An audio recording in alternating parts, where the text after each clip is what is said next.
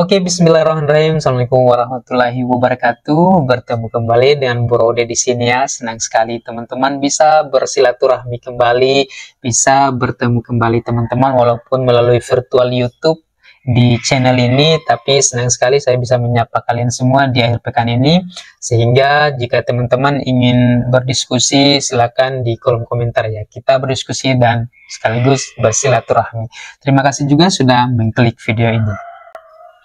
Nah, pada kesempatan kali ini diskusi kita masih sama ya, masih tentang seputar asam lambung, gear and seri, dan psikosmatik. Dan pada kesempatan kali ini teman-teman, karena kita akan segera memasuki bulan suci Ramadan, maka kita sebagai umat muslim tentu paham dan tahu apa yang akan kita lakukan di bulan Ramadan tersebut.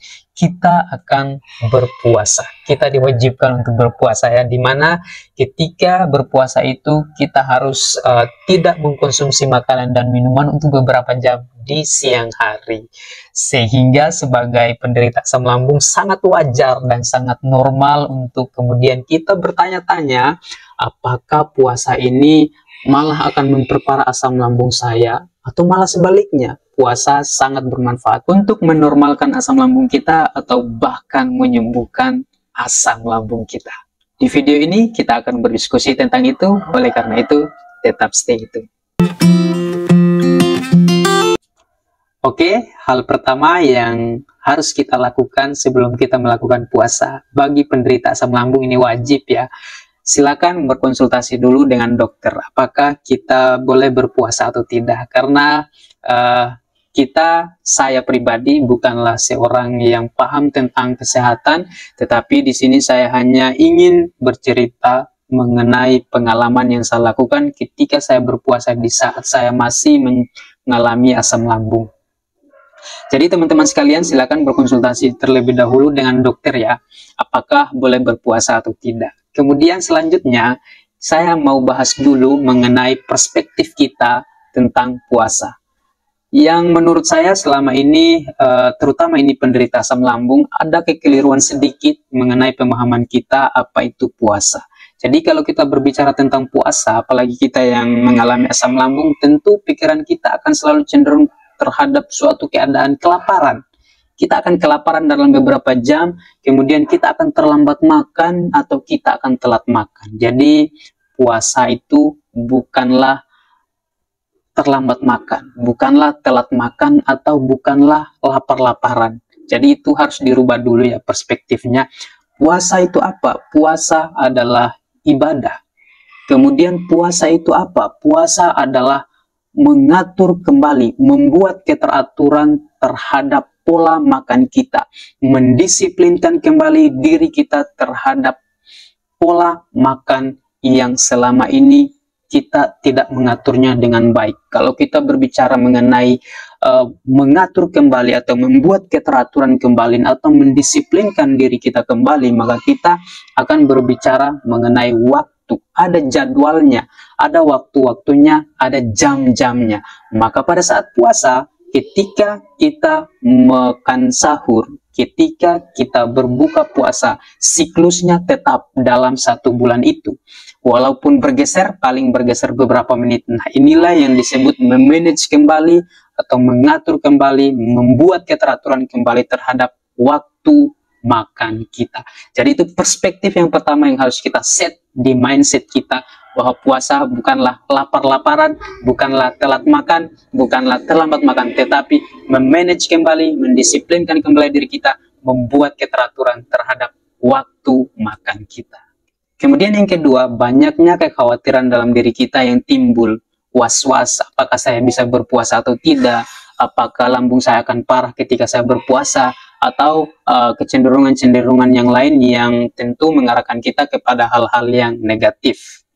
Saya pribadi ketika saya ingin berpuasa, sebenarnya pertama saya agak ragu-ragu ya, tetapi ketika saya mencoba di hari pertama dan hari kedua, hari ketiga lancar-lancar saja, bahkan tidak ada hambatan yang berarti ya, dimana ketika itu sebelum saya berpuasa, sebelum memasuki bulan Ramadan, ketika saya lapar sedikit, maka biasanya ikut dengan kepala ya, akan pusing, akan kelingan seperti itu. Tetapi anehnya ketika saya berpuasa, saya bertekad untuk berpuasa, malah 3 hari pertama tidak mendapatkan hambatan apa-apa. Selanjutnya sampai 30 hari tidak ada hambatan yang berarti.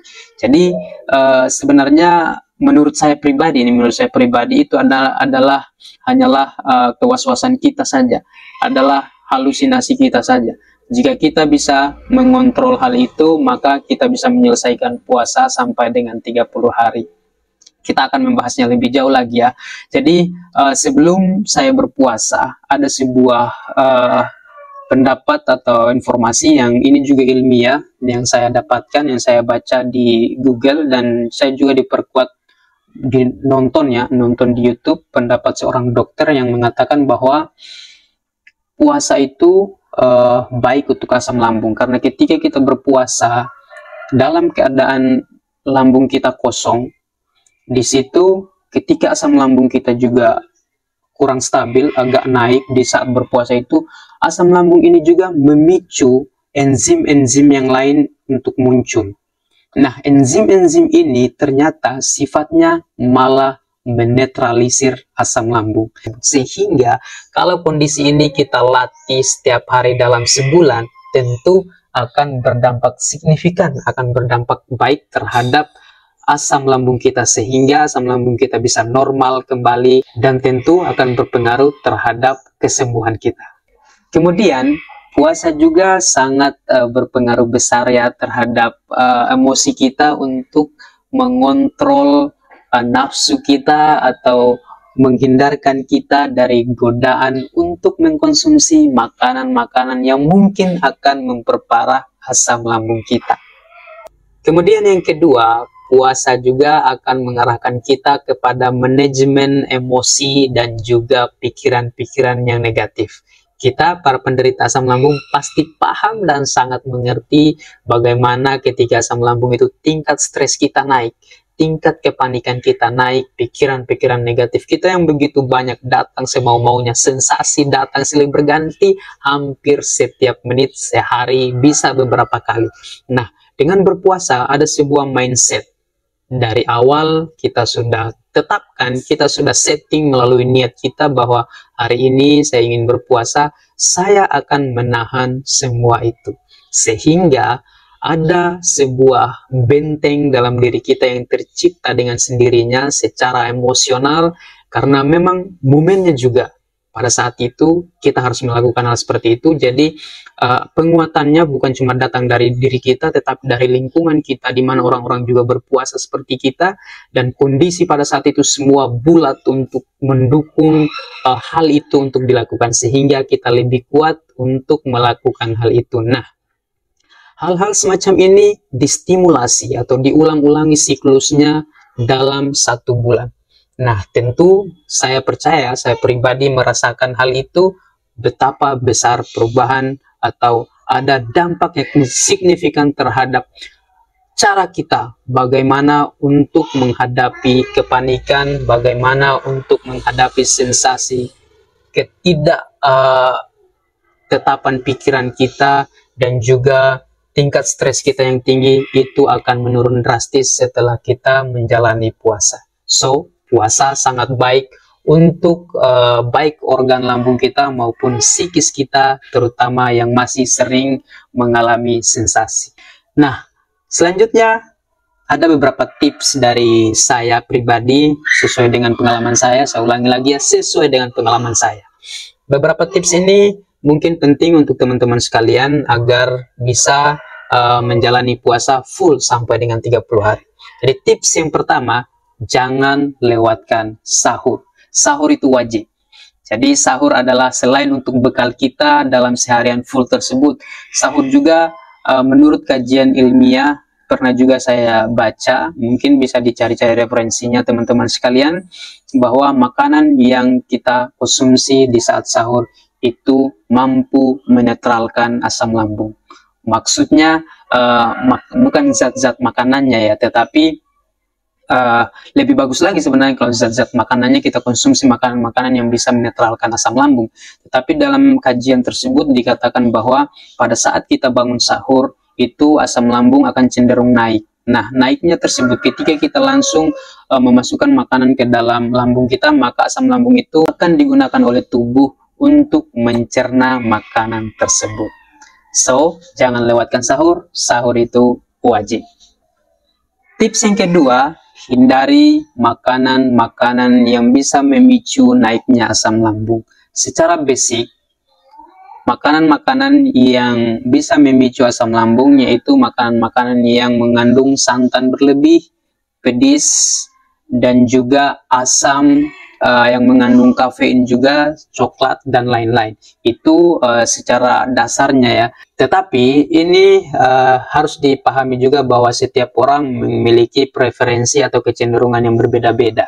Setiap orang punya tipikal masing-masing. Ada yang sensitif dengan makanan ini, ada yang malah tidak merasakan apa-apa ketika mengkonsumsi itu. Jadi silakan baca dirinya, tanya dirinya mana makanan yang saya bisa konsumsi atau yang tidak boleh saya konsumsi. Kemudian tips yang ketiga yang tidak kalah penting adalah jangan tepar, jangan rebahan, apalagi tidur setelah makan sahur.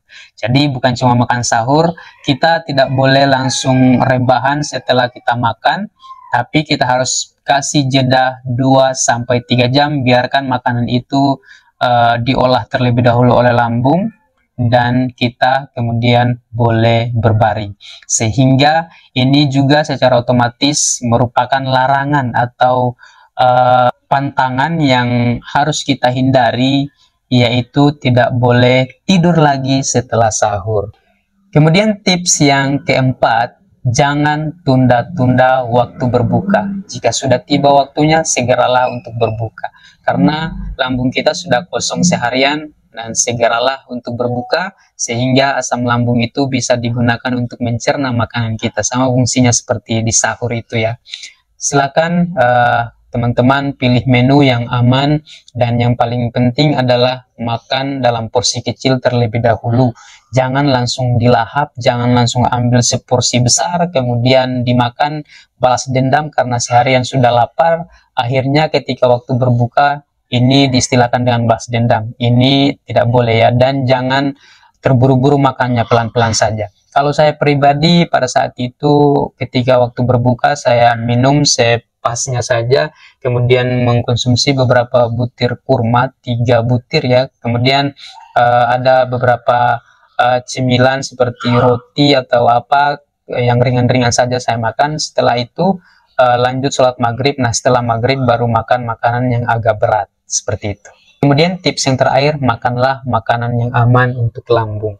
Jadi makanan yang aman untuk lambung itu kembali ke diri masing-masing, tetapi yang umumnya adalah buah-buahan dan olahan biji-bijian ya. Saya sering mengkonsumsi juga tempe, kemudian buah. Ini buah hampir wajib kalau saya, buah apel, buah pepaya, atau buah-buah apa saja yang diklaim secara ilmiah ya, sangat bermanfaat untuk sistem pencernaan kita dan juga lambung kita. Oke, sampai di sini yang bisa kami share pada kesempatan kali ini. Sekali lagi, jika teman-teman punya pertanyaan, silakan kita berkomunikasi, bersilaturahmi melalui kolom komentar. Atau teman-teman juga bisa membuka channel ini, karena semua yang saya lakukan ketika asam lambung, semua tips-tips sudah saya jelaskan di channel ini. Tinggal teman-teman menyesuaikan saja keperluannya yang mana. Yang pasti asam lambung adalah sakit yang butuh kesabaran. Oke, sampai jumpa di video selanjutnya. Kami akhiri. Assalamualaikum warahmatullahi wabarakatuh.